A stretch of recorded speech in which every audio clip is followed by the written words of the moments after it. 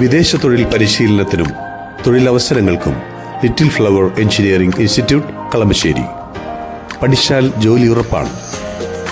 ജനങ്ങളൊരു രാഷ്ട്രീയ പാർട്ടിയെ വിശ്വസിച്ച് വോട്ട് ചെയ്ത് വിജയിപ്പിച്ച എംപിമാരും MLAമാരും പിന്നീട് അധികാരത്തിൻ്റെ ഭാഗമാകാൻ മറ്റൊരു പാർട്ടിയിലേക്ക് പോകുന്ന പ്രവണതയാണ് കഴിഞ്ഞ കുറച്ചു വർഷങ്ങളായി രാജ്യത്ത് കാണുന്നത്. പല സംസ്ഥാനങ്ങളിലും സർക്കാരുകളുടെ നിലനിൽപ്പിനെ പോലും ബാധിച്ച ഈ രാഷ്ട്രീയ നീക്കത്തെയാണ് പൊതുവെ ഓപ്പറേഷൻ താമര എന്ന് വിശേഷിപ്പിക്കുന്നത്. ഇപ്പോൾ ഈ വിഷയത്തിൽ ശക്തമായ നിയമപോരാട്ടവുമായി രംഗത്തെത്തിയിരിക്കുകയാണ് രാജ്യസഭാ MP മുതിർന്ന അഭിഭാഷകൻ കൂടിയായ കപിൽ സിബൽ. ഭരണഘടനയിലെ കൂറുമാറ്റ നിരോധന നിയമത്തെ ദുർബലമാക്കുന്ന പഴുതുകൾ അടയ്ക്കണമെന്നാണ് അദ്ദേഹത്തിൻ്റെ ആവശ്യം. ഇതിനായി അദ്ദേഹം സുപ്രീം കോടതിയെ സമീപിച്ചിരിക്കുകയാണ്. 1985 52ാം ഭരണഘടനാ ഭേദഗതിയിലൂടെയാണ് ഇന്ത്യയിൽ കൂറുമാറ്റ നിരോധന നിയമം നിലവിൽ വന്നത്.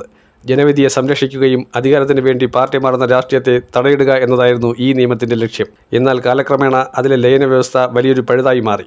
നിലവിലെ നിയമപ്രകാരം ഒരു പാർട്ടിയിലെ 2/3 ജനപ്രതിനിധികൾ ഒന്നിച്ച് മറ്റൊരു പാർട്ടിയിൽ ലയിച്ചാൽ അവർക്ക് അയോഗ്യത ബാധിക്കില്ല. ഈ വ്യവസ്ഥയാണ് ഇന്ന് വ്യാപകമായി ദുരുപയോഗിക്കപ്പെടുന്നത് എന്നാണ് കപിൽ സിബൽ ചൂണ്ടിക്കാട്ടുന്നത്. യഥാർത്ഥത്തിൽ മാതൃപാർട്ടി ലയിക്കുന്നില്ല. പക്ഷേ വിജയിച്ച MPമാരോ അല്ലെങ്കിൽ MLAമാരോ മാത്രം പ്രത്യേക ഗ്രൂപ്പായി മാറി മറ്റൊരു പാർട്ടിയിൽ ചേർന്നതായി പ്രഖ്യാപിക്കുകയാണ്. അതോടെ ജനവിധി മാറുന്നു. മാത്രമല്ല നിയമ നടപടിയിൽ നിന്നും അവർ രക്ഷപ്പെടുകയും ചെയ്യുന്നു. ഇതുതന്നെയാണ് ഭരണഘടനയുടെ ആത്മാവിനെ തകർക്കുന്നത് എന്നാണ് കപിൽ സിബൽ സുപ്രീം കോടതിയെ അറിയിച്ചിരിക്കുന്നത്. കൂറുമാറ്റ നിരോധന നിയമം കൊണ്ടുവന്നത് ജനാധിപത്യത്തെ സംരക്ഷിക്കാനാണ്. എന്നാൽ അതേ നിയമത്തിലെ ഈ ഒരു വ്യവസ്ഥ ഉപയോഗിച്ച് കൂറുമാറ്റം നിയമപരമാക്കുന്ന സാഹചര്യമുണ്ടായാൽ ആ നിയമത്തിൻ്റെ ലക്ഷ്യം തന്നെ ഇല്ലാതാകും. അതിനാൽ ലയന വ്യവസ്ഥയുടെ പേരിൽ നടക്കുന്ന ഇത്തരം രാഷ്ട്രീയ നീക്കങ്ങൾ അവസാനിപ്പിക്കണമെന്നും ഭരണഘടനയുടെ 10ാം പട്ടികയെ ശക്തിപ്പെടുത്തണമെന്നുമാണ് കപിൽ സിബൽ ആവശ്യപ്പെടുന്നത്. ഈ ഹർജി അടിയന്തരമായി പരിഗണിക്കണമെന്ന് സുപ്രീം കോടതി വ്യക്തമാക്കുകയും ചെയ്തിട്ടുണ്ട്.